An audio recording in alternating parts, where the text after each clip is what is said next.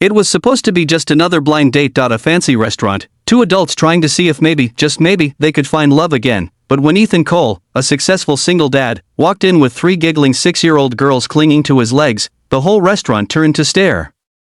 And across the table, Lena, a young nurse who'd been stood up too many times before, felt her heart twist, not in annoyance, but in something much deeper. That night wasn't about romance anymore. It became a story about kindness, the kind that changes lives in ways you never expect. Hey everyone, welcome back to your channel name, where we share powerful, heartwarming stories that remind us of the goodness still left in this world.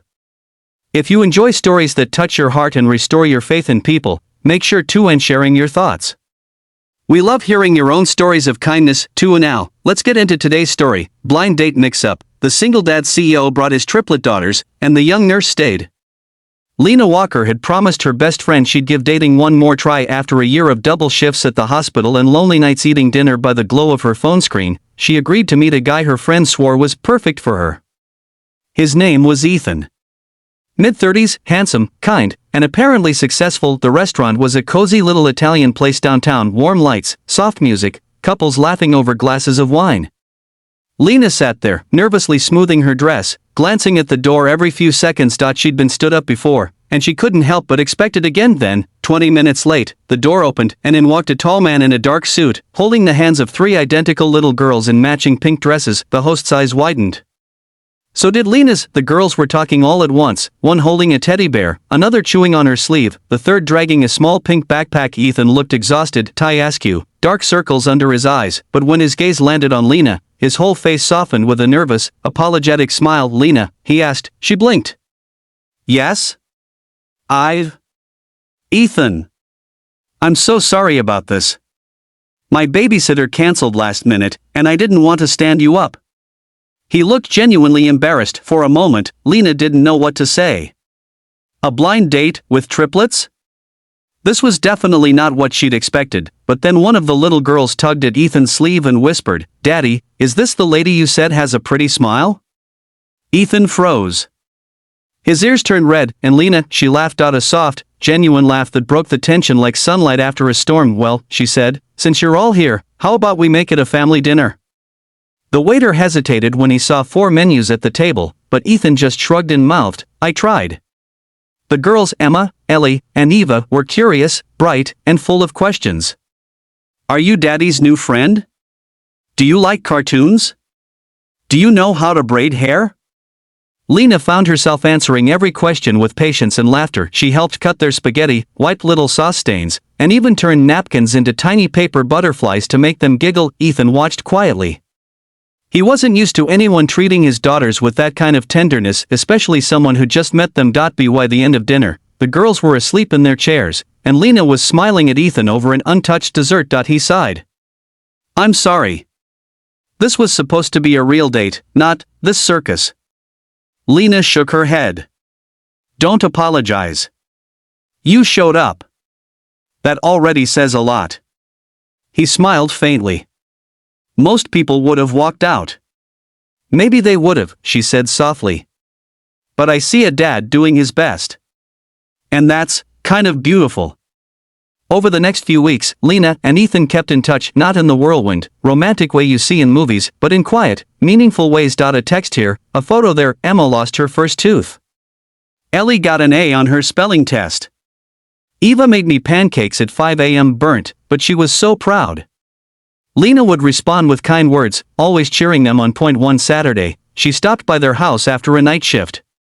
Ethan had caught the flu, and the girls were running wild. Without being asked, Lena rolled up her sleeves, she made soup, read the girls a story, and made sure Ethan rested. When he woke up, he found her asleep on the couch, all 3 girls curled up around her like little kittens. He stood there for a long moment, just watching. Ethan wasn't just any dad, he was the CEO of a tech company. On paper, he had it all: success, a big house, cars, money, but in reality, he was lonely.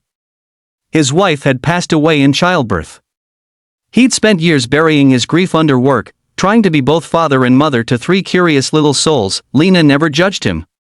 She never treated him like the CEO or the rich guy. She treated him like a human, flawed, tired, and kind. She'd bring coloring books for the girls, or help with school projects, or just listen when Ethan needed to vent about how hard single parenting could be. Sometimes, she'd find little thank you notes from the girls. Thank you for making Daddy smile again. Thank you for hugs. Thank you for pancakes. Each one melted her heart a little more. Months passed, and their bond grew deeper. Still, Lena wasn't sure if what they had was love or just friendship.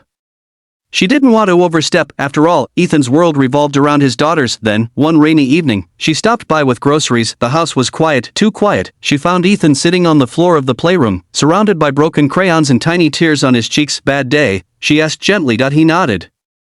The company's board wants me to move to New York. It's a huge opportunity, but it means uprooting the girls. New school, new home. And I don't know what's right anymore. Lena sat beside him, silent for a while, then she said softly, "You'll make the right choice. Because you care enough to worry." He looked at her, really looked, and for the first time, he saw not just the nurse who'd been kind to his kids, but the woman who'd quietly stitched herself into their lives with compassion and grace. "I don't want to lose what we have," he whispered. She smiled through tears. "Then don't." Ethan turned down the move. He told the board he needed stability for his daughters, and for himself. Life didn't magically become perfect after that. There were still sleepless nights, messy mornings, and moments of doubt, but there was laughter again, there was warmth. One Saturday morning, the triplets set up a surprise tea party in the backyard. There were paper crowns, juice boxes, and cookies. They made Lena sit in the middle while Ethan poured imaginary tea. Then little Emma said shyly, "Miss Lena, can you stay forever?" Lena's eyes filled with tears.